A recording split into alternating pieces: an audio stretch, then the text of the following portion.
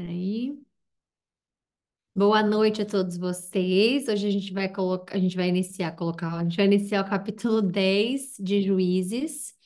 Ahn, eu pus o mapa aqui, porque a Grazi pediu o mapa hoje. A gente vai, assim, em toda a leitura da palavra, a gente vai ter lugares citados, né? Cidades e tribos e todas as coisas. Então, é importante ter uma noção de onde que é, com certeza. Mas nem sempre eu vou lembrar de pôr o mapa. Então, quando me lembro, acho que é ótimo. A Grazi me lembrou hoje, vai estar aqui. Então, especificamente, como eu tinha colocado o mapa, né, no mês passado, ele não era o que a gente estava falando. Era a mesma coisa, mas não era o que a gente estava falando. Estavam com os nomes, se não me engano, dos clãs. E não específico. Eu não me lembro exatamente o que estava em foco no mapa, né? Esse aqui a gente está com o mapa, a gente está com foco nas tribos e as cidades de refúgio, que a gente já tinha lido, né? Que a gente já passou por essa parte, obviamente. Mas eu vou deixar aqui o mapa só para se ter uma noção mais ou menos de onde cada um ficou, de onde, né? De onde as coisas estão acontecendo enquanto a gente faz a leitura e vou atualizando conforme necessário, tá bom? Então, vamos fazer a nossa oração hoje para a gente iniciar. Senhor Jesus Cristo, obrigada por esse momento que o Senhor nos reuniu aqui, porque é um encontro espiritual, como a gente sempre repete. Obrigada porque o Senhor nos dá a possibilidade de termos acesso à internet, termos acesso à Sua palavra, termos acesso a mapas, coisas, meu Deus, que foi tão difícil para muitos na época em que o Senhor esteve, na época que o Senhor criou o mundo, eles não tinham a noção e não tinha as informações que nós temos hoje. Então, que privilégio a gente poder ler a sua palavra e poder também entender das localizações, entender de cores, entender de tanto do mapa, por exemplo, da Arca da Aliança, do templo, de tudo que a gente vai ver ainda na sua palavra. Então, obrigada porque foi disponibilizado a nós com a tua proteção de toda a Escritura, para que a gente tivesse acesso aos seus planos, aos seus pensamentos, aquilo que o Senhor planejou para todos nós e como estamos incluídos, Senhor. Desde o início, a nossa salvação, desde o início, o Senhor pensando em nós, desde o início, o Senhor considerando, meu Deus, aqueles que crescem em Ti para a vida eterna. Então, muito obrigado por esse momento, que a nossa fé seja trabalhada em cada live, que o nosso entendimento não seja dado pelo pela nossa própria mente, nosso próprio entendimento do que é o mundo, do que significa isso, o que significa aquilo, mas que seja dado através do Espírito Santo, pela nossa vida espiritual, pelos nossos olhos espirituais, nossos ouvidos espirituais, pelo nosso relacionamento e comunhão espiritual contigo, Senhor. Então, que não faça sentido para nós, mas que o Espírito Santo nos dê o sentido de tudo aquilo que aprendemos na Sua palavra. Que possamos ter uma boa live, porque ela é sempre consagrada a Ti. Que o Senhor me use como canal, que o Senhor ponha as palavras corretas nos meus lábios. Que o Seu nome, Senhor, esteja em todos os nossos lábios, todos os dias da nossa vida. Que a gente possa aplicar aquilo que aprendemos, aplicar aquilo que somos em teu nome no nosso dia a dia, que possamos ser a Bíblia daquele que não leu, aquele que não conhece, aquele que já ouviu falar do seu nome, mas não entende do Senhor, que não sabe que o Senhor está acessível a todos aqueles que crerem. Então, que a gente possa fazer diferença nesse mundo como seus servos, Pai. Obrigada porque podemos te chamar de Pai.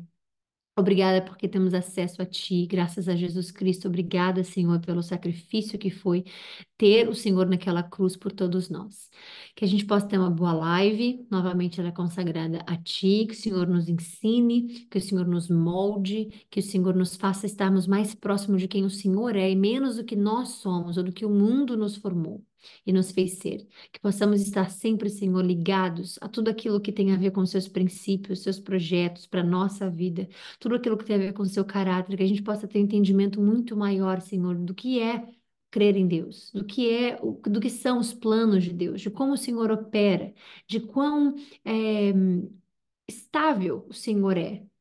O Senhor não muda a sua palavra, o Senhor não é imprevisível, o Senhor não é um Deus de surpresas, o Senhor é um Deus do impossível, mas não é o Deus de surpresas. Sabemos, meu Deus, da forma com que o Senhor trabalha, sabemos que aquele coração que é ligado em obediência, que é enraizado na obediência e no amor, o Senhor está próximo, sabemos e pedimos para que o Espírito Santo nos guie sempre nos caminhos corretos, nas nossas escolhas, nas nossas vidas. Em nome de Jesus, agradeço Que possamos ter uma boa live guiada pelo Espírito Santo para a honra do seu nome. Amém. Então vamos lá. Capítulo 10 de Juízes. Como eu falei um pouco antes, desculpa, eu acho que eu não gravei e falei, eu falei antes de gravar. É, a gente vai se apresentar agora a alguns nomes de juízes, na verdade, três nomes de juízes especificamente, né? Na verdade, dois, se eu não me engano. É, porque Deus está colocando. Assim, a gente vai ver que, por mais que seja uma pouca. Dois versículos, por exemplo, para falar especificamente de Tolá. Dois especificamente, isso a gente tem a entender que. Por exemplo, teve um reino, a gente vai ver, a gente vai ler, tá? Mas não tomem especificamente o que eu estou dizendo agora pelo certo, mas a gente vai ler, quanto mais informação Deus der sobre um juiz específico, mais a gente tem a aprender ali, mais alguma coisa aconteceu ali. Quando a gente tiver informações menores, né, que não desenvolvem muito, que não vão mais além, é, Deus vai explicar como é que foi o reinado e acabou, e é isso. Mas ele faz questão de deixar o nome, né?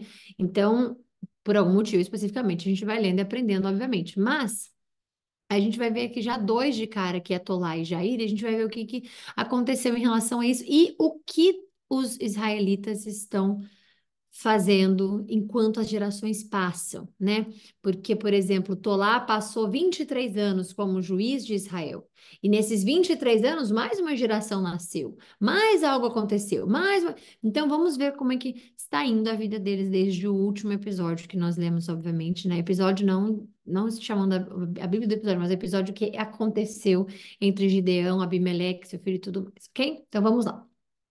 Depois da morte de Abimeleque, a gente viu como ele morreu, né? Ele atacou a pedra nele, a gente viu que o crânio dele se rachou e tudo mais ontem. Depois da morte dele, Tolá, filho de Puá, filho de Dodô, foi o próximo libertador de Israel. Como a gente já falou, quando está escrito o juiz de Israel, a gente não está falando do magistrado que a gente conhece hoje, né? Com martelo que bate ali e tudo mais. É aquele que lidera o povo, é aquele que Deus chamou, deu o propósito para poder libertar, desculpa, o povo de Israel de alguma situação especificamente. Ok? Então, essas pessoas são consideradas juízes, obviamente. Então, era da tribo de Issacar, desculpa. Então, Tolá era da tribo de Issacar, mas morava na cidade de Samir. Então, aqui vocês podem procurar no mapa aqui, se vocês tiverem, obviamente, se vocês conseguirem, né, ler ao mesmo tempo e olhar para o mapa, ou se vocês preferirem só ouvir como eu estou lendo e olhar para o mapa, e se o mapa também bater especificamente com o que vocês estiverem, onde vocês estiverem vendo e procurando, tá? Então, Issacar, que fica nessa parte aqui, ó. Morava na cidade de Samir, na região montanhosa de Efraim. Então, ele morava na cidade de Samir, na região, né? Mas ele era da tribo de Issacar, ok? Tava caçando aqui, deixa eu ver. Efraim, aqui, ó, região montanhosa de Efraim. Ele era de Issacar. Tolá era de Issacar, mas ele foi para Efraim, ok? Julgou Israel por 23 anos. Quando morreu, foi sepultado em Samir. Depois que Tolá morreu, Jair de Gileade julgou Israel por 22 anos.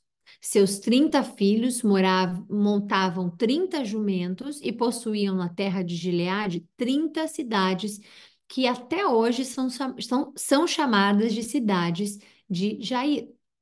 Quando morreu, foi sepultado em Camon. Os amonitas oprimem Israel. Vamos ver o que está acontecendo. Mais uma vez, os israelitas fizeram o que era mal aos olhos do Senhor. Serviram às imagens de Baal e Astarote e aos deuses da Síria, de Sidom, Moabe, Amon e Filístia. Então, aqui vocês estão vendo no mapa, só essa parte que eu vou mostrar aqui ao redor deles, né? A gente está vendo Moabe, a gente está vendo Amon, a gente tem. Não tem outro mapa, né? Não tem outro mapa para mostrar especificamente todo. Com o nome específico, mas eles eram. Vocês lembram que a gente, quando Deus entregou a terra, ele falou: cuidado para que vocês, né, não se misturem com outras nações aderem, acho que é aderem a palavra, aos seus deuses e é tudo isso. Por quê? Eles estavam morando muito próximos ali, né? Como vocês podem ver aqui no cantinho do mapa. Amon aqui, Moabe aqui embaixo. Então, eles todos tinham uma mistureba de cultura, uma mistureba de deuses e disso, de aquilo, e Deus falou para que não fosse feito isso quando ele entregou a cidade, né, a terra prometida para eles, mas eles não ouviram, né? Eles não clamaram a cidade para si, eles só realmente, de fato, habitaram a cidade. Então, isso Deus falou que seria o quê? Um tropeço para todos eles, tirando especificamente Judá. Então, isso foi algo muito ruim para eles, né? Porque o que a gente está vendo aqui foi que Deus falou lá atrás que eles seriam uma pedra de tropeço para eles. E é o que a gente está vendo agora, porque eles serviram as imagens de Baal e Astarote e aos deuses da Síria. Quando a pessoa fala assim, ah, não, mas não tem problema das imagens, Thay, porque a imagem é X, Y, Z. E aqui Deus está falando das imagens específicas de Baal, Astarote. Não, negativérrimo. É sobre qualquer imagem. Porque aqui ele também adiciona aos deuses da Síria. Ele não nomeou todos os deuses da Síria aqui. Ele não colocou a imagem que tem a cor vermelha, você pode orar, você pode olhar, você pode adorar. A imagem que não tem isso.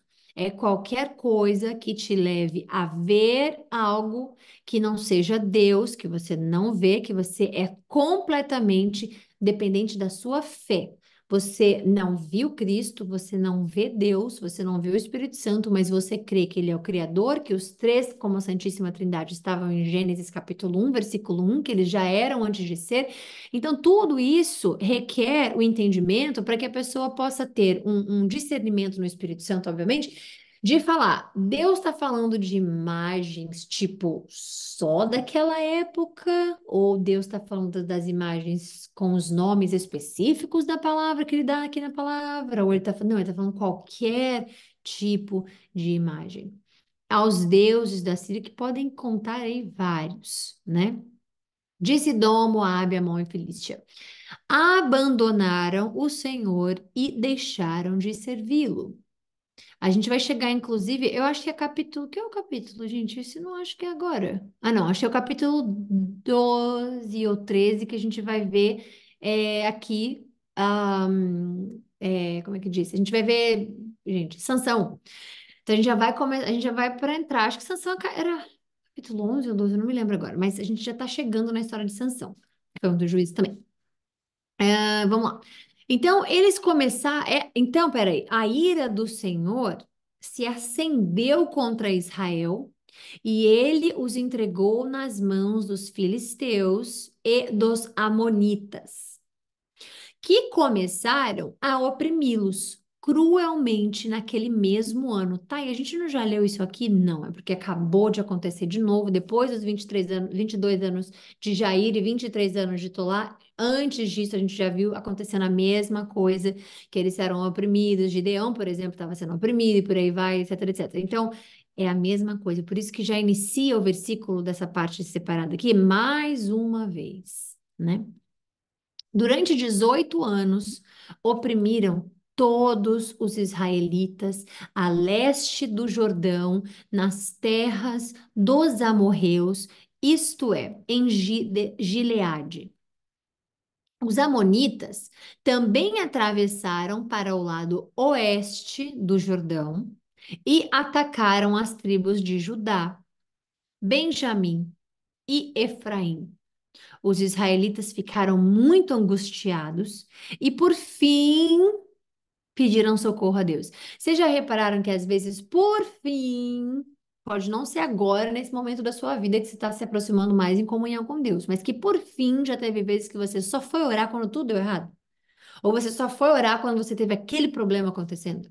Ou que você só foi de fato pedir a Deus? Não estou falando de orar de oração normal, não. Bom dia, Senhor, obrigada por esse meu dia, eu entrego meu dia às suas mãos, tudo mais. Não. Estou falando daquela oração que a gente pede especificamente por algo. Quantas vezes mais ou menos você pode contar na sua vida que você foi orar, foi pedir por milagre, foi pedir justamente quando assim foi a última desse por fim, né? E isso acontece. Isso acontece mesmo, isso não é algo da gente novamente, né? Como é que diz? Julgar os israelitas ou dizer, nossa, meu Deus, mas de novo, nossa, gente, mas caramba. Não, porque por fim pediram socorro a Deus. Quantas vezes a gente vai lá e pede socorro a Deus só quando realmente acontece o momento em que já a gente não tem mais opção, ou que está fora do nosso alcance e que só mesmo Deus do impossível para mudar a situação, né?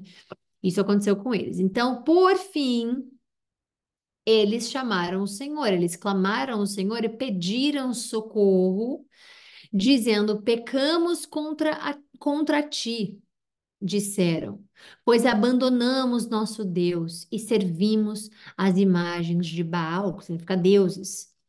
Veja, Baal é especificamente um deus, né? Mas o que eu queria dizer é que é o seguinte: pois abandonamos nosso Deus. Então eles sabem do Deus deles. Eles sabem que só tem um Deus. Eles sabem que. Mas um vai falando para o outro que vai. Ah, esse Deus aqui, ele é o Deus da fortuna. Esse Deus aqui é o Deus da saúde. Esse Deus aqui é o Deus que protege os olhos, a cabeça. Esse Deus aqui é o Deus que. Né? E todas essas coisas são muito ruins aos olhos de Deus. A gente já leu o que estava escrito, né? Então, aqui eles pediram por socorro e conseguiram perceber que eles pecaram contra Deus. Por quê? O que que é o pecado? Tudo aquilo que te afasta de Deus. E tudo aquilo que te afasta de Deus é aquilo que Deus diz para não fazer. Logo, seus comandos, seus mandamentos, suas leis, né? Tudo isso. Então, qualquer coisa que te afastar de Deus é pecado. Computador, vício, comida, qualquer coisa que te faça se afastar de Deus. Não é que você tem que orar 24 horas para Deus, todas as horas do dia, do segundo, da sua vida, do seu ano, do seu mês, para Deus. Não é isso. É chamar Ele para todos os dias, as horas, os dias, os meses da sua vida. É diferente. Então, aqui eles pecaram contra Deus e disseram: abandonamos nosso Deus e servimos a imagem de Baal. Então, eles têm a noção disso. Agora, o que a gente não vê aqui é eles, obviamente, pedindo perdão, se arrependendo, porque uma coisa é eles terem a noção e eles, de fato, proclamarem o que aconteceu. Olha, realmente errei. Mas se arrependeu para que Deus possa trabalhar em cima disso, né? Porque a gente só aprende no arrependimento. E o arrependimento é a gente não voltar a fazer aquilo que nós fizemos de fato. Ou que se a gente fizer de alguma outra forma, porque somos fracos, né, sem o Espírito Santo, a gente pede para Deus, Senhor, no seu Espírito Santo, forte e poderoso, com todos os atributos que o Senhor tem, eu errei de novo na mesma coisa, eu me arrependo, me ajude a não pecar mais. Ele vai te ajudar. Porque Deus não quer que você peque, Deus não quer que você se afaste dele, né? Deus não quer que você vá para outro, não vai. Tanto que diversas vezes ele vai fechar portas, porque ele sabe que se ele abrir aquela porta para você, você vai embora e não volta mais, né? Ou esquece dele, ou se mistura com outras culturas e pensamentos e gerações, e aí, né, dá ruim. Então aqui eles viram que erraram, disseram para Deus: pecamos contra o Senhor mesmo. Deu ruim aqui, a gente percebeu, mas em nenhum momento eles disseram: nos perdoe, nós não queremos mais fazer isso, né? É só um estado de reconhecemos, erramos. E o Senhor respondeu: por acaso não os livrei dos egípcios, dos amorreus, dos amonitas, dos filisteus, dos sidônios, dos amalequitas e dos amonitas? Quando eles os oprimiram, vocês me pediram socorro e eu os livrei. E, no entanto, vocês me abandonaram e serviram a outros deuses. Por isso, não os livrarei mais. Esse é o momento em que a minha mãe deve estar nesse momento dizendo, até que enfim, porque a minha mãe ela não consegue entender que os israelitas pecaram e fazia tudo e que a gente é comparado a eles, porque nós também erramos e pecamos. Então, mãe, nesse momento Deus diz, não os livrarei mais. Porque Deus fez eles lembrarem. Veja, eu livrei vocês de todo esse povo. E agora vocês novamente fazem isso. Então Deus falou: não os livrarei mais. Vão e clamem aos deuses que vocês escolheram. Imagina se Deus fizesse isso com todos os nossos pecados. Imagina se Deus fizesse isso com todos aqueles que dizem: não, não tem problema, outra imagem, não tem problema, outra XYZ, não tem problema. Imagina se Deus dissesse essa resposta para você: não, vai lá e clama ao dinheiro que você disse que era tudo que você tinha na sua vida, que era a coisa mais importante da sua vida.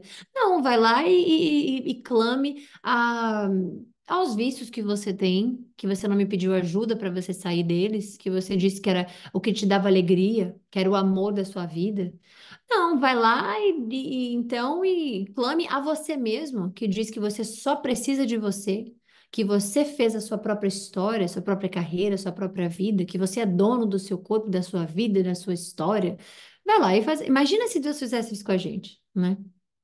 Isso é uma coisa para a gente pensar, porque glória a Deus, nós temos Jesus Cristo, o Espírito Santo, ele nos impulsiona a melhorar.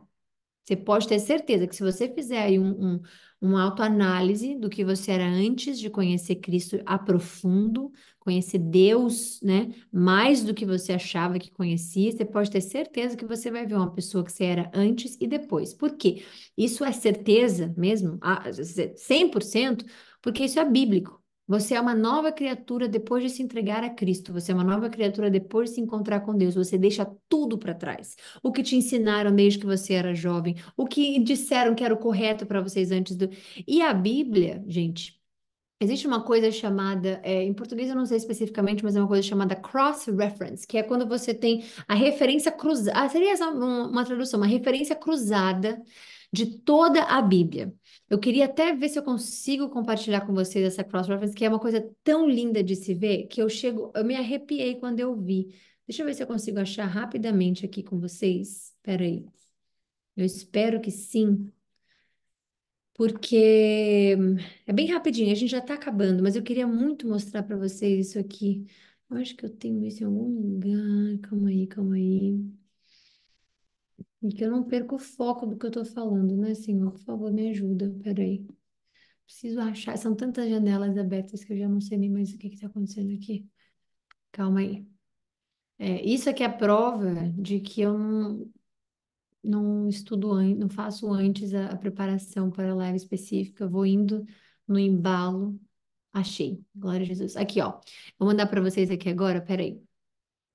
Eu ia colocar no link, mas não dá para colocar no link porque nem todo mundo vai estar no link agora. Quem tiver no YouTube, por exemplo, né, não vai conseguir ver o chatzinho. Então, eu não vou deixar no chat. Deixa eu colocar aqui para vocês na tela, que aí vocês vão conseguir enxergar especificamente. Para onde que eu mando isso? Pro meu WhatsApp aqui. Calma aí, eu vou ter que descompartilhar a tela especificamente agora. Não desistam, fiquem aí, que eu vou colocar aqui. Peraí, deixa eu abrir o mapa. Achei.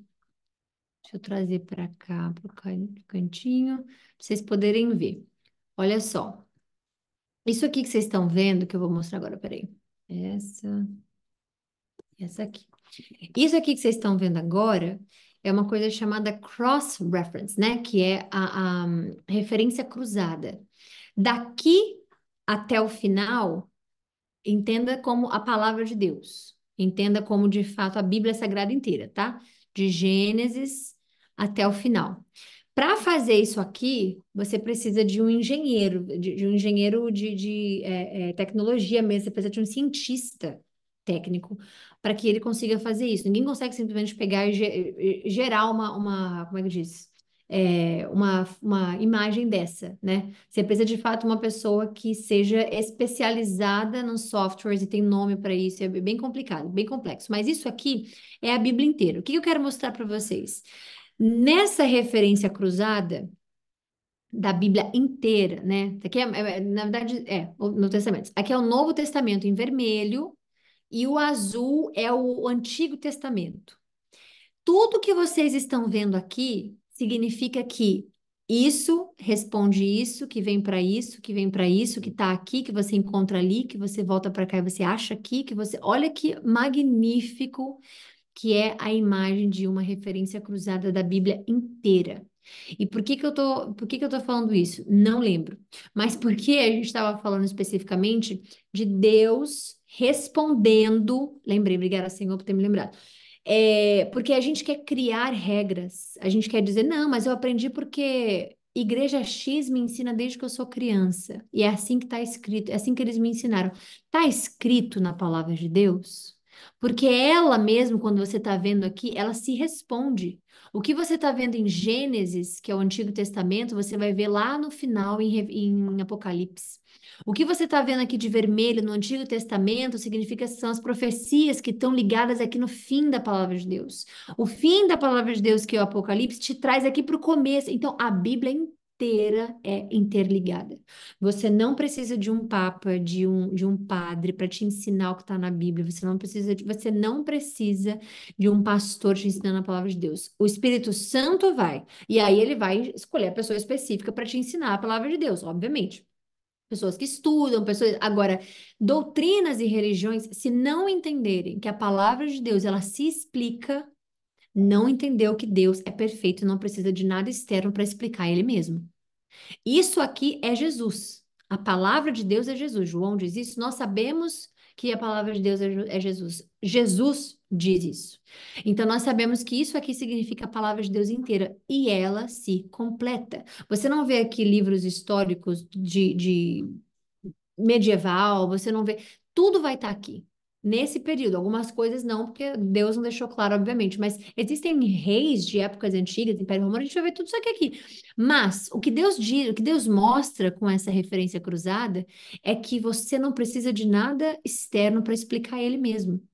Então, quando você fala, não, mas Deus falou que não era especificamente a imagem de Baal, mas a versão que a igreja XYZ me explica é que você abra a palavra de Deus. Você busque na palavra de Deus aquilo que ele diz. Porque se você consegue entender que isso aqui é tudo interligado, que o Antigo Testamento está no Novo, que o Novo está no Antigo, que o Antigo está.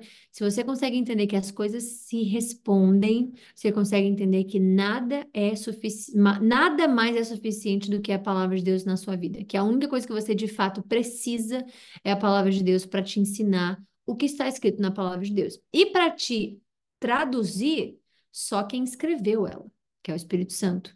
Então, a Bíblia, ela é um livro espiritual, e é por isso que a gente necessita do entendimento dele. E quando ele fala, vocês façam o que vocês estavam fazendo, continuem, né? É o que ele diz aqui, vão e clamem aos deuses que vocês escolheram. Se você faz de dinheiro o seu Deus, porque você diz que é tudo o que você precisa, clama o dinheiro para te salvar. Se você clama que você, como a gente estava falando aqui no início, um pouquinho ainda agora, né? Porque hoje em dia a gente está numa geração que fala, eu não preciso de nada. Eu preciso só sei lá, eu preciso só de nada, eu preciso só de dinheiro. Eu me fiz, eu criei minha própria história. Meu destino eu que fiz, eu que quando você faz isso, você está colocando aquilo ali como um Deus na sua vida. Se você está pegando imagens e você está ligando a sua fé naquela imagem, peça a sua imagem, então. E você sabe de onde que vem, porque se Deus está deixando as imagens para trás, não se apeguem a elas. Se você que estiver me ouvindo agora, ao vivo, no link, em qualquer lugar, você que compartilhou com alguém, se você me mostrar um versículo, só um, eu só preciso de um, ok? Se você me mostrar um versículo que Deus apoia você olhar para uma imagem, para um amuleto ou para qualquer coisa para se conectar com ele, eu deixo de crer na palavra de Deus. Eu troco o meu nome. Você tem um pedido que eu vou realizar, qualquer pedido na sua vida. Se você me mostrar, está gravado. Se você me mostrar na palavra de Deus, Deus dizendo, a essa imagem você pode olhar, a esse Deus você pode clamar, a isso aqui você. Porque uma coisa é você dizer, não, mas eu não adoro imagem. Mas aqui ele não está falando de adorar, ele está falando de clamar. Quantas pessoas clamam o nome de nosso isso, nosso aquilo, fulano de Beltrano, desata esse nó, faça aquilo por mim. Quantas pessoas? E isso pode ser doloroso para alguém ouvir, porque isso foi tudo que você foi ensinado, isso foi tudo que você foi apresentado, mas a palavra de Deus, como você acabou de ver na referência cruzada, ela não insere outras formas de você crer em Deus a não ser por Jesus Cristo. E é isso que você precisa entender. Não, mas eu não adoro, mas você clama. Você chama fulano de tal, você chama ciclano, você chama. E eu tô dizendo isso porque eu já fui de outra religião e eu sei como funciona. Enquanto você não deixar para trás tudo aquilo que você acha que é o correto, que você acha, e você entender o que Deus diz, que é o correto, você não vai ter um relacionamento 100% genuíno com Deus. Por quê, Thay? Porque eles aqui fazem a mesma coisa. Eles têm a Deus, eles sabem que Deus é o único deles, eles dizem que pecamos contra depois e abandonamos nosso Deus. Ah, não, mas eu tenho Deus. Deus é meu Deus também. Jesus é meu Jesus e tá tudo certo. Mas eu também creio em outras coisas, porque aqueles também sabem que eles têm Deus e também clamam a outros deuses. E Deus diz o quê? Peça que eles livrem vocês. Então você não vê um relacionamento amoroso e harmônico, não sei se diz essa palavra, com Deus e outros deuses. E outras estátuas, e outras imagens, e outras. Não vê. Qualquer outra tradução, qualquer outra explicação do que está escrito aqui. E eu não estou dizendo, a minha é correta. Eu não estou falando nem da Bíblia inteira, eu estou falando disso aqui, que é algo que só o Espírito Santo vai te dar, que é discernimento. Discerne essa palavra, clamar com adorar, com imagens, com deuses, e ponha dois mais dois junto. Você vai ver o resultado. E é isso que Deus fala, porque quando hoje você vai conversar com alguém de uma religião específica, a pessoa fala, mas eu não adoro imagem. Mas é que Deus também não está falando de adorar, vai lá e adore aos deuses, ele está falando clamar. E quantas vezes as pessoas, eu já fiz isso, as pessoas de outras religiões, né, que acham que só crer em Deus está tudo isso correto, que creem em Jesus e nas imagens também, quantas pessoas já clamaram outros nomes, clamando o nome minha isso, meu aquilo. Então prestem atenção, porque Deus ele é muito simples. A gente sempre fala isso aqui, gente. Deus não é complicado de entender, Deus é simples, é preto no branco. Vocês veem que ele é preto no branco, não tem enrolação com ele. Ele diz negócio, ele faz. Deus é rápido, ele é previsível, o nome dele não muda, a palavra dele não muda, nada muda.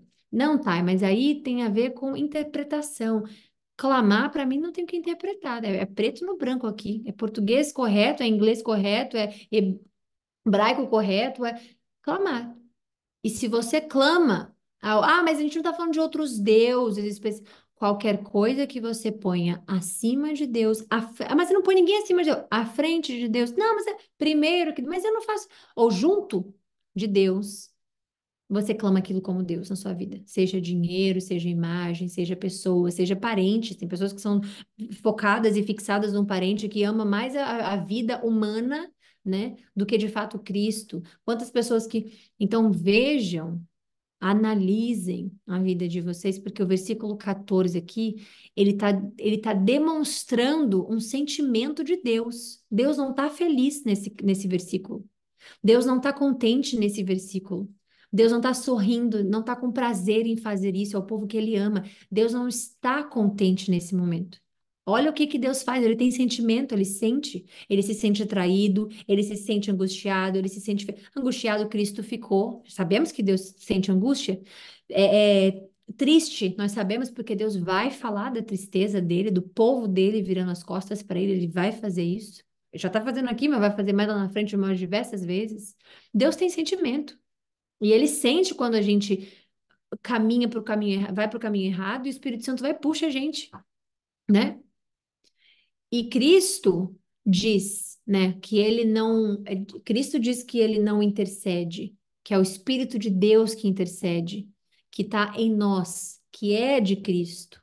Então, o Espírito Santo intercede por nós, e de quem vem o Espírito Santo? De Jesus Cristo, e tudo mais. Mas veja, a gente precisa entender que clamar a outras coisas é fazer elas nossos deuses. Então, escolham, elejam Deus. E isso é bíblico, porque ele fala: escolha o Deus de vocês e siga ele. Isso a gente vai ver mais lá na frente.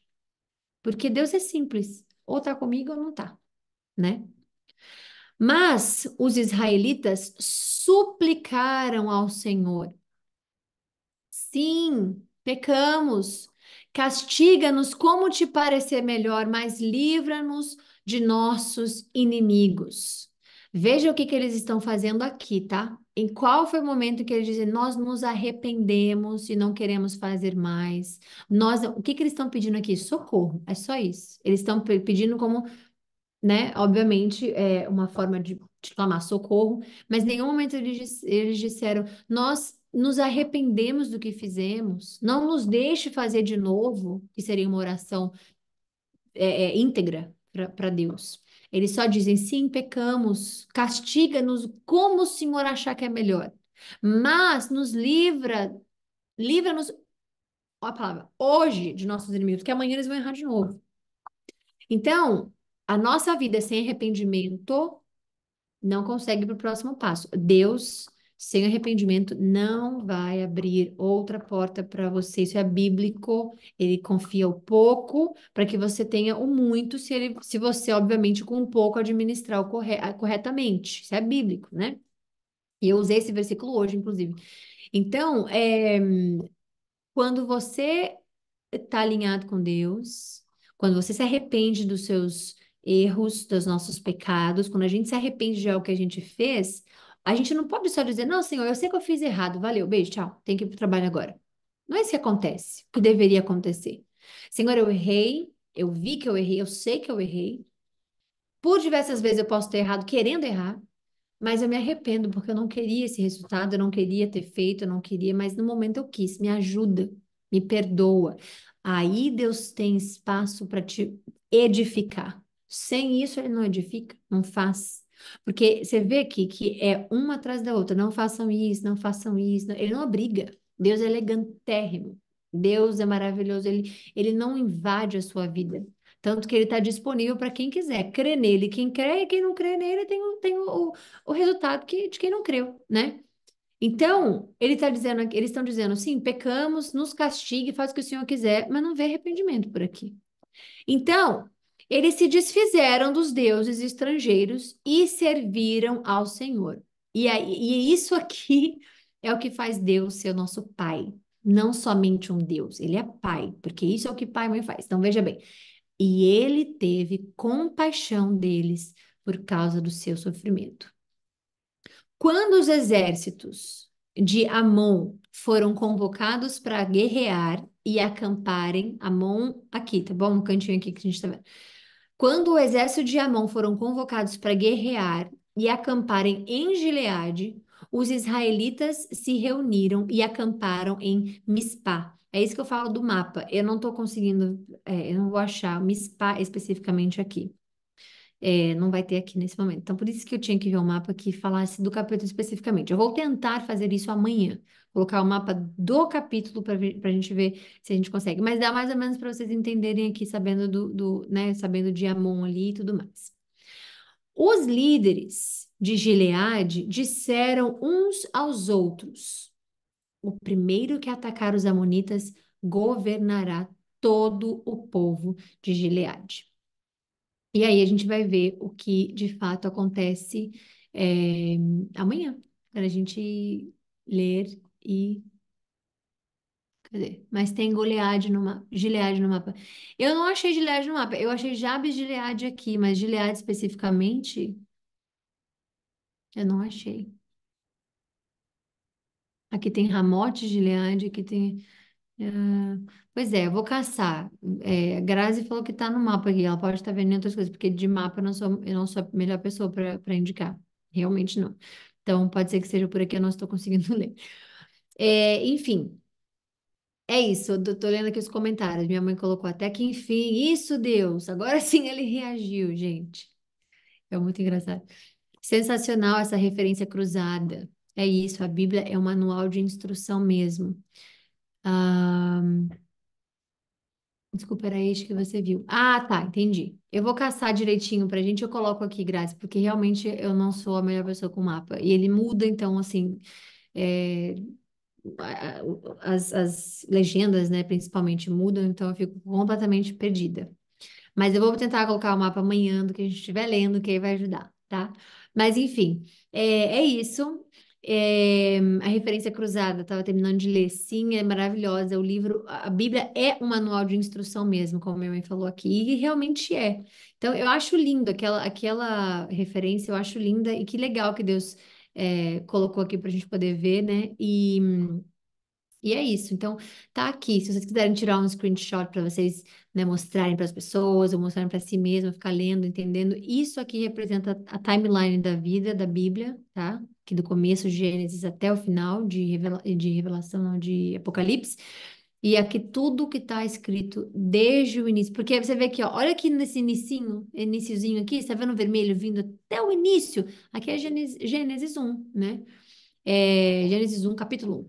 E aí, quando Deus fala ele fala para a serpente, ou seja, para Satanás especificamente, né? Para Lúcifer especificamente, que ele seria morto e que ele seria pisado e que aí você vem aqui no final, que é o fim dele. Acabou para ele. E ele também vai estar por aqui, onde? Cristo na cruz. E ele vai estar por aqui. Então tudo se conecta, a palavra de Deus inteira se conecta, né? E isso é a coisa mais linda do planeta Terra. Amém. Aqui em cima você vê que tem a legenda, né? Então você vê que Gênesis, aí você vê Êxodos, Levíticos, Números, Deuteronômio, Josué, você vê Samuel, você vê Reis, você vê tudo o restante dos livros aqui, tá?